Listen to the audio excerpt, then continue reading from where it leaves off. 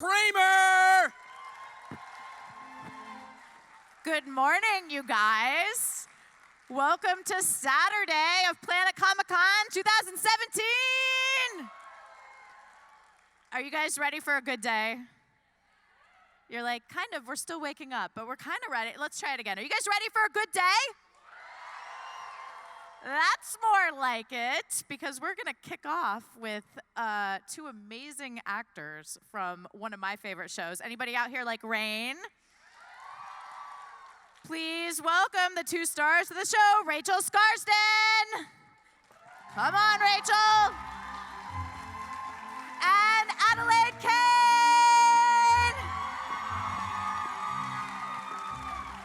Hi, guys. Hi, guys. Hi. Hi. Hiya.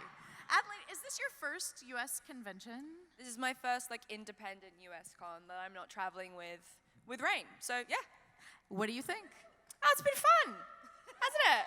It's been nice. Getting to meet people and hanging out, and I got to sneak off and actually walk the con last night, so it's been good.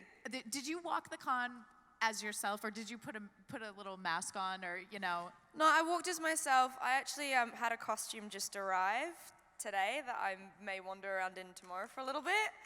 Just something small. So yeah, no, just wandered by myself and nobody cared. I think that's the great thing about conventions is you see people in cosplay and sometimes their faces are hidden and you're like, who is behind there? You know, it could be anyone, right?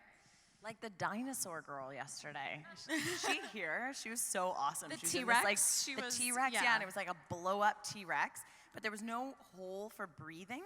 So you could just see she was getting like more and more faint in like the T-Rex costume, but like just going for it. I really liked her. The T-Rex costume, like, that's a commitment. I know. I can respect that. Yeah, absolutely. So this show is amazing, and playing these nonfiction characters, I mean, there's such epic characters, Mary, Elizabeth. How did each of you approach the roles when you initially found out you were cast in the show? I did a whole bunch of research. I read a lot of books, spent a lot of time on the net to sort of read up on her. I went to, after we'd started shooting, there was at TIFF, there was a film, a French film about Mary, Queen of Scots, and I went to go see that because, you know, you can't stop learning.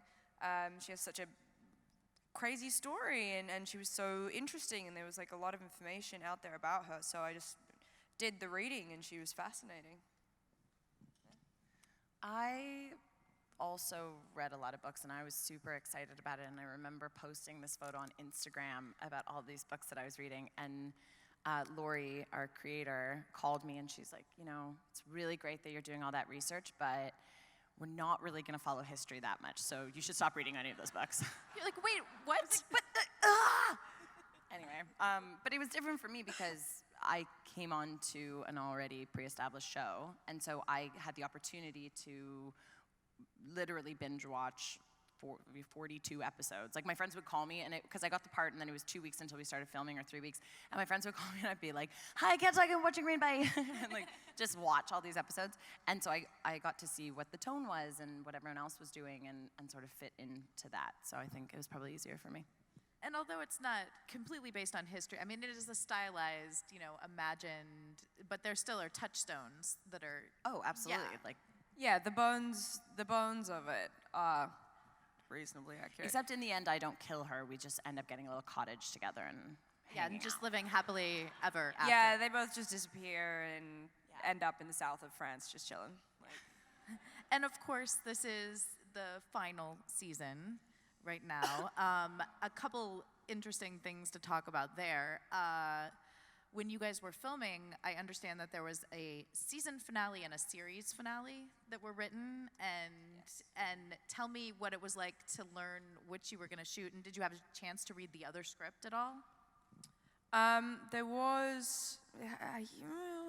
weren't two different scripts, so there was like an extended script that had everything in it, and the plan was to shoot all of that, like just everything, and shoot it as if it was an extended episode. And then they were just going to cut it to fit to whichever ending they went with. And thankfully, we found out that the show was getting cancelled before we finished shooting, because I think it would have been incredibly disappointing if we had, shot all that content and then wrapped up and then found out later when we were all back in Los Angeles or London or wherever, and then didn't have an opportunity to say goodbye to everybody. So it actually ended up working out really well, and then we didn't have to shoot that additional content. We didn't end up running overtime, and it worked out well. But it was weird because you remember that day that Rose came onto set and she was and she had all these other scenes to film, and then she filmed one scene, and then they were like, "Okay, thanks, you're done now." And Rose was like, "For the day?" They were like, "No, for good. We're cutting those scenes." And she was just like, "Okay, bye." She was so sad. She was like, "I didn't know it was my last day. I didn't know." Yeah. Damn. So we didn't, because they didn't tell us. It was sort of midway through filming that last episode. Yeah. But it was odd. It was odd. But it happened, and we got through it somehow. But it was good that we got to wrap it up, though, because some series just end. It's like the worst. Yeah, we did get to give all y'all a little bit of closure in some way, shape, or form, which is nice. Some people got to win, some people got to lose. Not naming any names. Yeah, spoiler. But Tell me about all those kids you had. Tell me about that legacy of yours, huh? Just barren. Yeah, that's what I thought. But I did usher in the golden age, so that's fine. Look, it's not a competition. I had Frances. That is true. it seems like the cast really got on together and had a lot of mutual respect, but also, adoration for each other. Would that be a fair assessment? Yeah. Yeah. It was so much fun. It was so much fun, and it got better every year as well. Like, fourth year ended strong, super strong. Yeah, it was wonderful. We would have gladly done that for another season with everyone. Oh, So 100%. fun. 100%. We were like, it's sad that it's ending because we just have such a jokes crew. We still hang out in LA all the time. Well, we can't we have force like them a to hang group out with us text. now because they have lives in LA, whereas in Toronto it's like, haha, you have to hang out with us all the time because you have nothing else to do when you're not at work. But no, we have this like group text that everyone's on, and it's great, and we just roast each other. A psalm is a psalm. A psalm is a psalm is a psalm. It's because I sent, so Adam, who plays Bothwell, I sent it, and it ended up, it keeps autocorrecting on my phone as a psalm. So then he just became a psalm, and that's how. Anyway, terrible story. Next. Origins of the group chat. Okay, so obviously the wardrobe is amazing on the show, and I'm curious how heavy and arduous it is getting in the costume. Heavy. Yes, I imagine. Talk a little bit about that. You got really good at dressing yourself, actually. I was impressed. Yeah, no, I mean, I've figured it out. Like, I have loose ligaments in my shoulders. Fun fact about me. So, any zippers I can zip all the way up myself. And lacing. No, you want to see something gross? Do you want to see something super gross? Yes. This is about to turn Cirque du Soleil. Oh. I can pull it all the way. Oh. That was, I gotta say, that was impressive. Yeah, I have loose ligaments in both my shoulders, so even when I was laced up, like I could just unlace myself and disconnect and reconnect, and I used to mic myself as well. So I had my own little mic kit with my name on it, and I just be like, yeah, okay, as I was getting dressed and just like, strapping mic packs to my thigh and just like running lines up under bras and out of holes and sticking things, and yeah, we got it down to like a fine science. The first couple of seasons when we were doing more sort of vintage stuff and it was like kind of piecemeal and we had corsets, that was difficult. And as the seasons went on and we kind of moved on from that to builds, to like custom builds, which I think gave the whole show like a more streamlined aesthetic and just stunning, like just great stuff. Like that was a lot easier for me to dress myself with, and I don't really need help with like the occasional hook.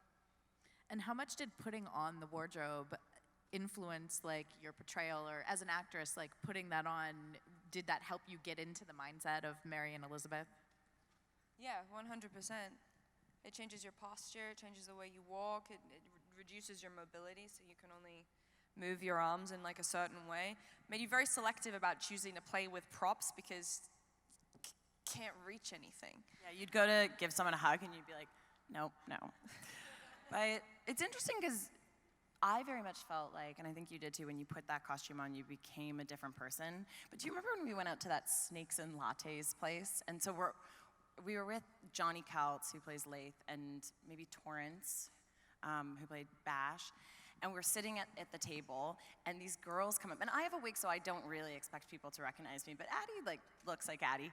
And they come up, and they're like, excuse me, like, are you on Rain? And they're looking at the guys, and then always they're recognize like, the guys. Yeah. And then they go to Addie, and they give their camera to Addie, and they're like, can you take a picture for me? And like, do not recognize her at all. And she's like, And I was like, yeah, sure, 100%. You're like, go a little more together. So I think that the costumes did really make a big difference, and the hair and the way it was done. So that happens a lot to you, actually. It happens to me all the time. I get a big kick out of it. Well, and I find it hilarious. And of course, you, as you know, when you guys rapped, you cut your hair, and it looks so Hacked good. my hair off. Yeah, after 4 years of hair. I was like, I just don't get it off me. Get it up. And it's so nice. It's like I wash it and it just dries. And it's fine. And it's fine. It's the It's so easiest cute. thing in the world. It's the best. And everybody freaked out. My reps were like, don't cut your hair. And I was like, trust me, it's going to be fine. They were like, please, just take it to like your shoulders. And I was like, no, trust me, it's going to be fine. And then I cut it all off, and they were like, it's kind of cute. I was like, yeah. That was the point. I know. Duh. What is the difference? Obviously, we talked, you know, the bones of the show are based in history, but it's stylized. But still, there's a certain obligation to research the characters and the history of the characters. What's it like creating a nonfiction character versus a totally fictionalized character? Well, there are no expectations to a fictional character, and you have complete license to, I mean, aside from what the creator of that show has. What? I'm shedding. I'm sorry. Oh. Anyway, as I was saying, but when there's a character that I literally hate you. When there's a character that people know, and I think it's less with historical characters than, say, a fictional character in a book that's pre-existing, because you have this idea in your mind of what they look like and how they act, and so people have very strong attachments to that, and they will either like how you do it or not. It's like everybody's a critic, and you can't keep everybody happy, you know? I think most people didn't like me in the beginning. I think most people didn't like me in the beginning. Like, you're playing a historical character, and not sticking that to you history. didn't have red hair. Huh? Didn't Mary have red hair? Red hair sometimes, brown hair sometimes. You look at her portraits, it's up for debate. That's an interesting point about, you know, sometimes it takes the fan base a little bit of time to warm up to an There's an actor's adjustment portrayal. period, yeah. Yeah, even, you know, that happens all the time with, you're right, characters that come from books. Do you guys read what's going on out here when you're acting on a show like Rain? Do you check the, you know, the fan pages or the... Is this a fair question? Should I ask this? I'm a big creep, so I'm on Tumblr. So, woo, Tumblr. So I've gone creeping the fans on Tumblr to see responses to new episodes. I've been guilty of checking the odd forum here and there, and sometimes found things I did not like. So I sort of stopped doing that for a while there. But yeah, I mean, for the most part, we have really wonderful, supportive fans, and they're the best, and they love us. And I know they get frustrated at the historical inaccuracies sometimes, but they love us, and that's all that matters anyway. They do love you. You guys love them? And we love you. And we love you. Okay, we're going to go to audience questions. If you guys have questions, you can line up here in the middle, and we'll get through as many as we can. Go ahead. We'll kick it off. Give me your questions. Hi. Hello. So Rachel, on the Lost Girl, it seemed like... Just going to skip past Rain. No. It actually is going to bring it back to Rain. A lot of the cast members got along really well, and so you constantly had people laughing and stuff like that. Was the shooting Rain the same with the cast? Did you guys do a lot of funny things? I definitely thought after Lost Girl I would never have an experience like that again, because we all got along really well and we hung out, and it kind of felt like summer camp going to work. And I was especially worried coming onto Rain because there's, 10, 20-something beautiful people, and I was like, oh, this is gonna be a nightmare. And the minute it was announced, I got a message from Addie, and then I got a message from Torrance welcoming me, and that sort of set the tone for how it was going forward. And it, one is not better than the other. They were just sort of different experiences, because on Lost Girl, everyone was sort of from Toronto and had families and lives there, and they were a little bit older, and so that was that experience. And then with Rain, everyone was from out of town, and I guess in the last season, a lot of the guys were a bit older, but they didn't have sort of the pre-established family, so then we kind of became like this little family, and they were just both amazing experiences. Like, I got so lucky. Like, I should just quit now, because I know my next show, everyone's gonna be like I was gonna swear, but I'm not, a terrible We know what you're gonna say. So yeah, I just completely lucked out. Thank you. Hi. Come on up. Hello, this is for Adelaide. How do you guys maintain the level of emotion, take after take, like the crying and the tears? How do you She's do so that? good at I'm a it. good crier. It's true. It's true. crazy. I'm not good at much, but I'm good at crying. Never in real life to get out of a parking ticket, though. It's developed as I've gotten older and become more experienced. Initially, I used to use music or if something was happening in my life that I could draw on, digging into old wounds kind of thing. And now it's sort of, you can really invest in the scene and think about music's always very helpful for reaching an emotional state, I find personally. Sometimes the scene itself really lends itself to getting emotional, but a lot of crying is really mechanical for me now. It's just something that I have just there. It's such a well-used tool at this point that I don't even really need to push for it anymore unless the scene's really, really, really when Francis died and ran into the throne room and I tore down the things and I screamed, that required a little bit of working up. But everybody also got so used to me being able to just cry that we had one scene where I had to come in kind of emotional and hot and chatting and joking, whatever, and we went to go do it, and they were like, okay, so we're rolling, and I was like, wait, hold on, just give me a minute, and they were like, oh, shit, sorry.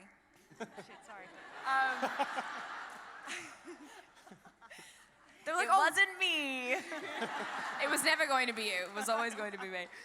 But they were like, oh, yeah, right, sorry, we forgot. And I was like, just give me a minute, guys. I don't need 10, just one will do. But yeah, it's funny because mechanically speaking, if you're having trouble, you can yawn, you can try and keep your eyes open so they start watering, and then that can stimulate your tear ducts, and then certain breathing can help kind of raise your adrenaline and cortisol levels, which can help trigger, chemically speaking, crying. It's just, yeah, I used to have a lot more tools to help me get there, and I don't really need them anymore because I cried so much on the show that I could just whip it out of a bag these days. Well, you're really good at it. Don't make her cry work. now. Who said do it? Come on. It's Saturday morning. At least find her tonight at the bar and ask her to do it there. Oh God. She's gonna need at least 6 bottles of wine first. And she'll give them to me. Hi, how are you? Hi, I'm a big fan of the show, guys. Love you both. Thank you. My question is for Adelaide. My all-time favorite episode is Intruders, when you go after the guy who killed Francis. And that great confrontation. What was it like filming that scene? It was really cathartic. It was a really cool scene to shoot and to feel like I could get some of Mary's sort of like rage and grief and frustration out in that scene. And like I was pretty tired of crying at that point because like Francis had died twice. I'd spent like a whole month crying over Toby's prone body. And by the time he actually did finish shooting and left, I gave him a hug and I was like, bye, dude. He was like, what? No tears? And I was like, I have cried for you enough. I have cried for you enough. I'll catch you later. But it was good to like give Mary that sort of catharsis for somebody just left that there. Give her that catharsis. So it was really fantastic, and it was, I wouldn't say fun to shoot, but it was like enjoyable in that way, to like take vengeance in some way. Yeah, I did wait 3 seasons for you to hold a sword. I know.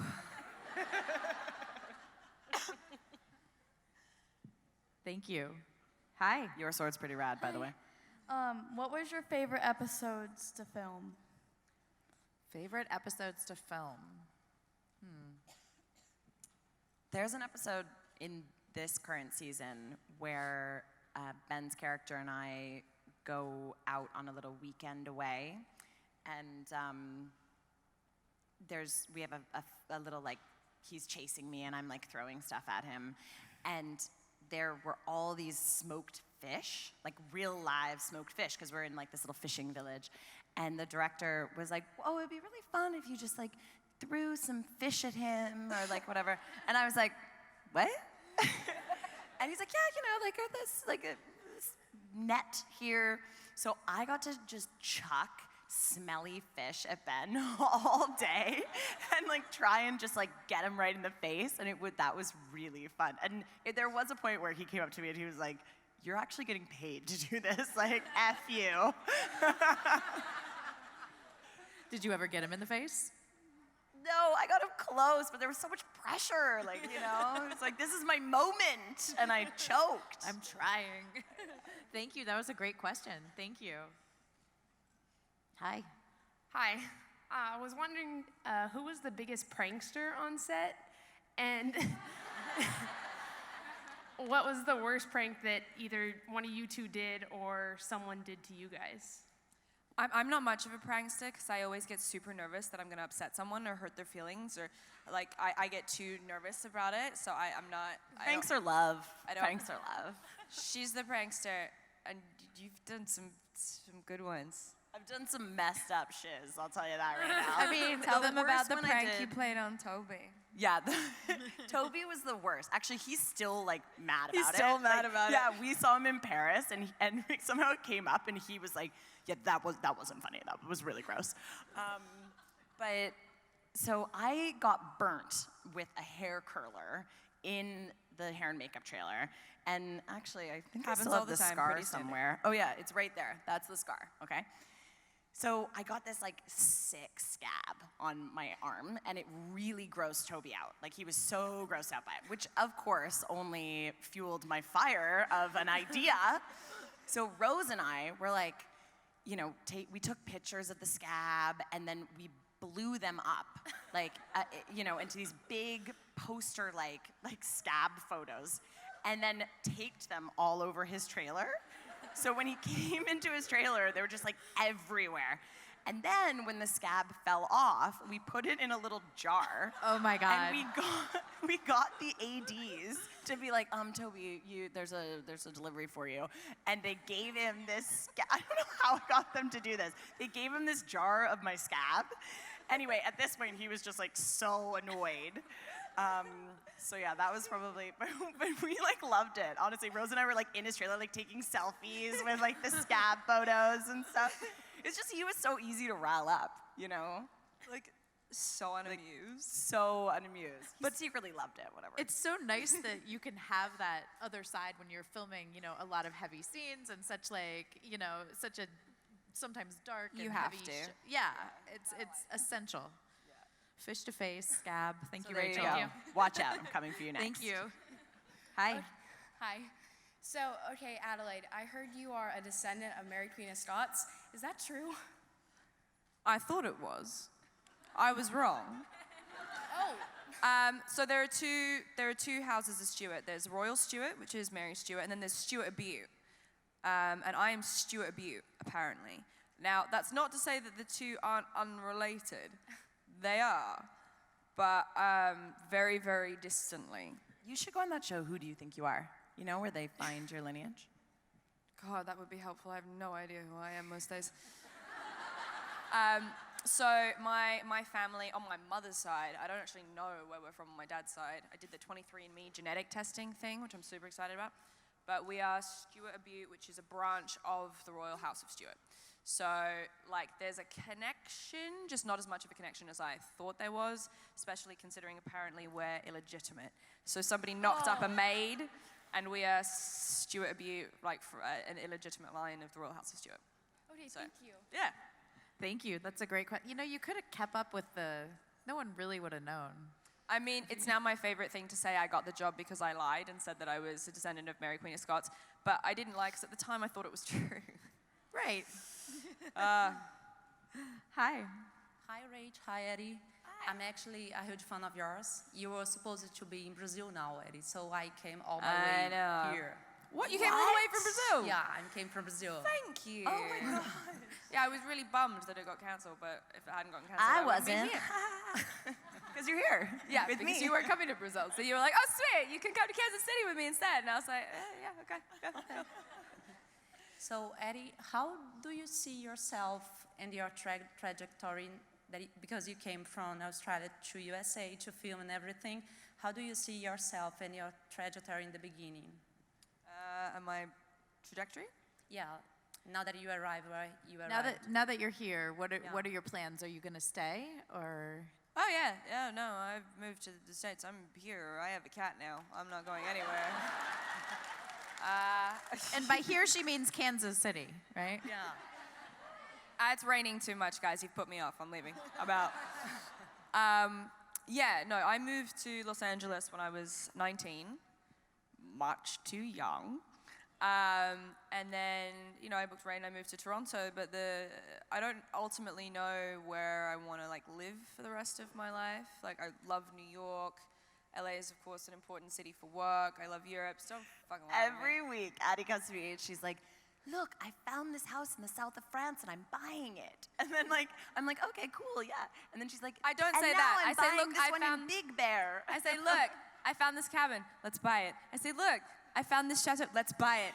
I just wrap my head around the one place and then she's like moved on to another. So You need to keep up with me. I know. But I You need to I just commit. see You need to ending just up, say yes to one of them, I know. That's true. and then we're done. But I could see you ending up in lots of places. I just need to keep traveling. I mean, for now, like, I have a condo in LA, and I live there with my cat. And that's where I am for the moment. So we'll see where I go from there. I mean, I'd love to book a job that shoots in New York and get to live there, like, and have a reason to live there, because it's expensive, and just move into New York on a whim when the whole industry is in LA is bloody stupid, honestly. But we'll see. I'd love to live in Europe for a while. I mean, the good thing about this job is that everything shoots sort of all over the world, so you do get to kind of test drive new cities and new countries. So we'll see. I don't know. At the moment, I'm in LA. Okay, thank you. Thank you. And thanks for traveling all the way here. Hi. Thank you for coming. Hello. Sorry. Deep breaths. So my question is, which scene, like death or scene was hardest for you guys to go back and watch? Not so much as play in, but actually go back and see. Yeah, was there a difficult scene that, to revisit or do you guys even watch your episodes? So is it one of our own scenes? Anything, like 'Cause where anybody dies or... I know for me, watching, before I even knew you, watching that scene that you did with Megan after you'd been assaulted, like it gives me goosebumps just to think about, because you were so brilliant. It was so disturbing and heart-wrenching, and that, like, it literally is giving me goosebumps. That was the hardest for me to watch, and I hadn't even met Adelaide at that point. And then I think also actually doing it, watching Ben die, because I love Ben so much, and he played it so honestly, that I just lost it. Like I didn't even, I was actually just trying to rescue him. I didn't really feel like I was acting. So were the two, I think. It took me, I used to watch all the episodes as they came out, and then the second season aired, and it took me a year and a half to watch 209. It took me, I couldn't watch that episode. It was incredibly difficult to shoot and quite traumatic, and it took me a year and a half to watch it, and even then I had a glass of wine, and it was very difficult for me to, I don't think I'll ever watch that episode again. Is there a standout scene for you that was really... That does it. That's pretty solid. Yeah, that pretty much takes the cake for the whole series, yeah. Thanks, guys. Yeah, thank you. Hi. I'm coming. Hi. Love you ladies. Beautiful Thank and you. just very talented. My question is, how was the audition process, and how did you hear about Rain? My audition process was super weird. I was going out for pilot season. It was the first pilot season that I actually got to audition in, because I'd had other commitments during pilot seasons previously, and I was auditioning for 2 CW shows, and I'd been offered a test deal for these 2 other CW shows, one called The Selection that didn't go, and another one, which some of you may be familiar with, called The 100. Yep, Liza, killing it. Bob Morley, killing it. And I had heard about Rain, that it was going to be their flagship pilot, and my father's from Scotland, and I have really strong Scottish roots on my mother's side. My great aunt plays the bagpipes at Christmas. I know. And I was really interested in it. I can burp him if you need me to. I nannied for years. I can just give him a cuddle. Bless. But yeah, so I'd heard about it, and because I already had, casting really liked me, and the network really liked me, and they wanted to test me for these 2 shows, I asked them, I was like, hey, I know you're not casting for it yet, but could I see Rain? I'm really interested in that story. And they were like, yeah, absolutely. They hadn't even started the casting process.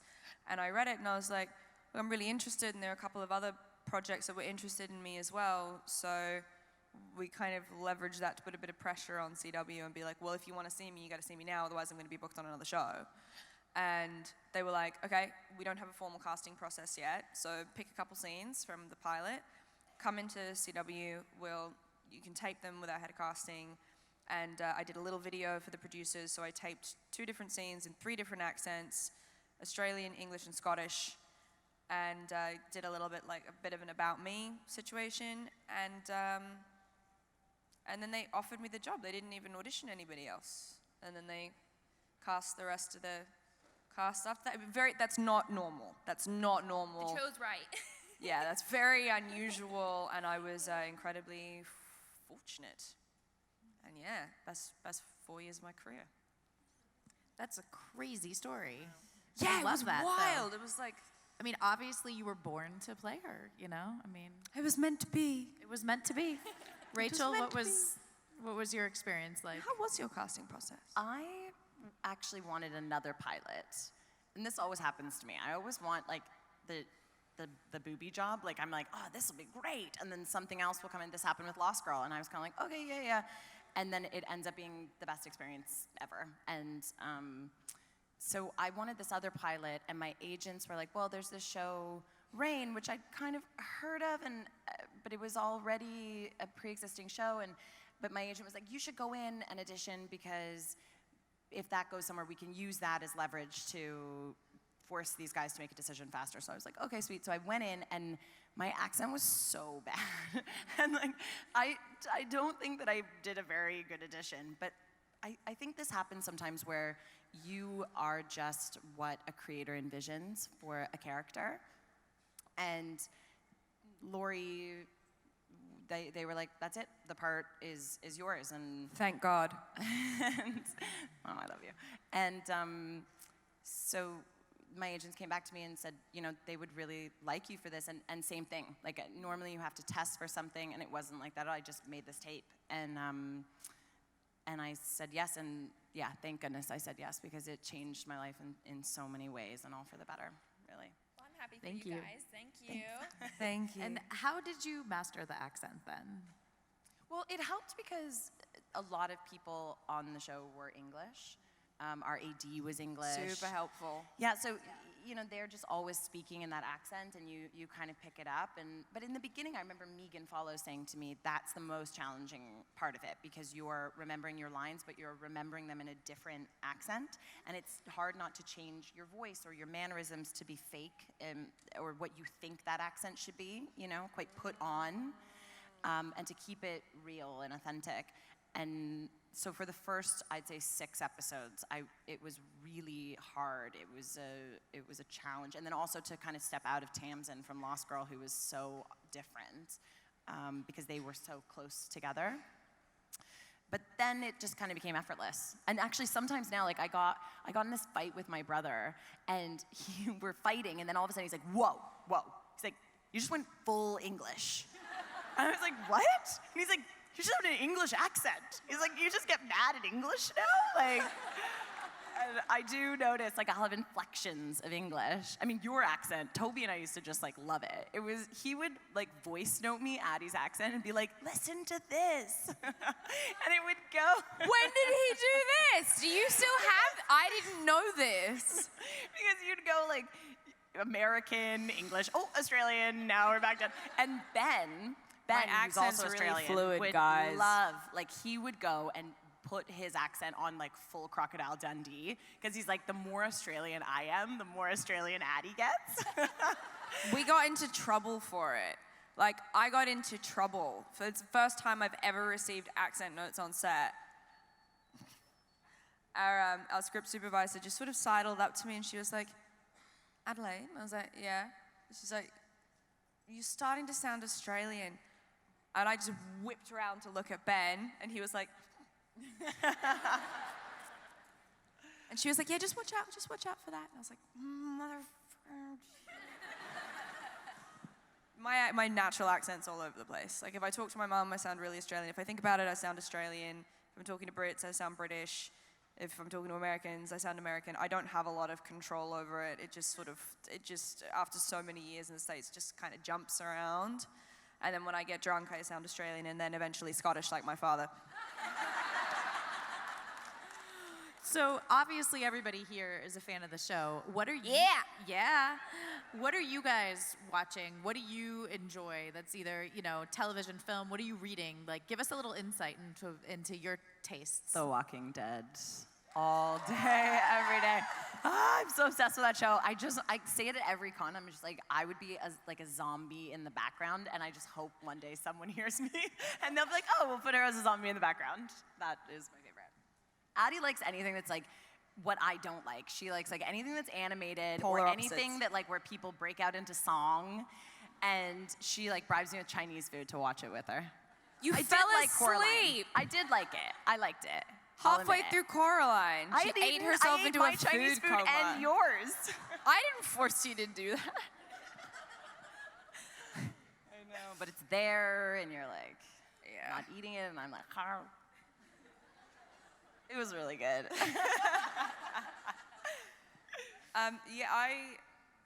I watch a lot of animated TV shows, like Archer, Family Guy, Bob's Burgers, South Park. What's the other one that you showed me? Boondocks. Huh? What's one that you showed me yesterday? Or 2 days ago? Yesterday? What are you talking about? I With didn't the show you with shit the yesterday. whining. Ha! Like Bob's Burgers.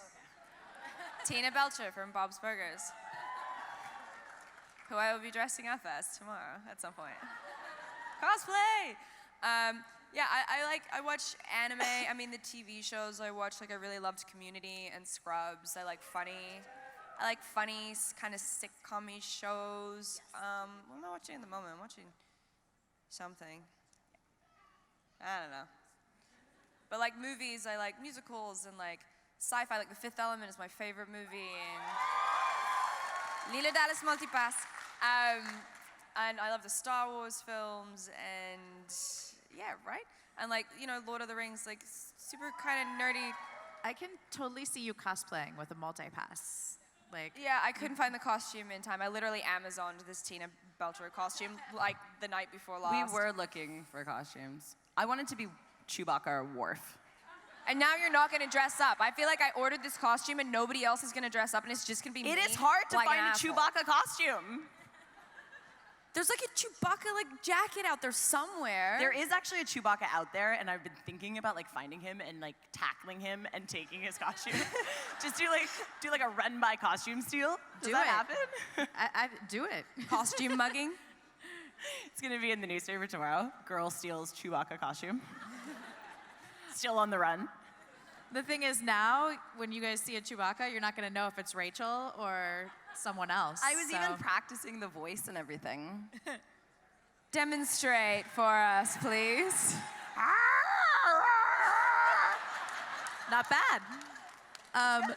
Really, we have a couple minutes. I want really quickly for you guys to give your advice to young women who want to get into the business of acting or even writing, producing, directing. What would you say? If there is anything else in the world you want to do with your life, go do that. Because this business is tough. Like, there is so much glamour to it, absolutely. There's so much privilege to it, for which I'm grateful. But both Addie and I have, like, you lived in a place without a sink. Did your dishes I in the did my bathtub. dishes in the bathtub. Like, I lived in my car for a while. It was, I remember I had my dog and I read Twilight and I like parked in a safe neighborhood. And I'd babysit and I'd like shower when the kids were sleeping and like, I worked you know. 3 jobs and there's some craze, like you think there's unrealistic standards of beauty, just living your life, walking down the street. When you're an actress, when you're industry, like the pressure to be beautiful and be that perfect combination of sexy and cute, but not too sexy and not too cute, because then no one will take you seriously, and to be smart but humble. It's difficult. crazy. There's a quote that I read somewhere. I can't remember who I'm attributing it to. It's from a movie. It goes, I've been an actress for 10 years, so I've been hungry for 10 years. It's there. Notting we go. Hill. Thank you. Yeah.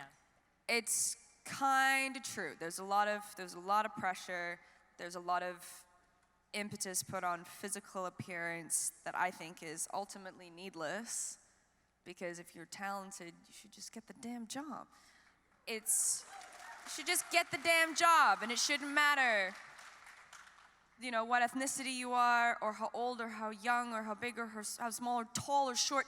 It shouldn't matter that you have to be 6 inches shorter than your male co-star, or that you can't be as pretty as like the lead girl.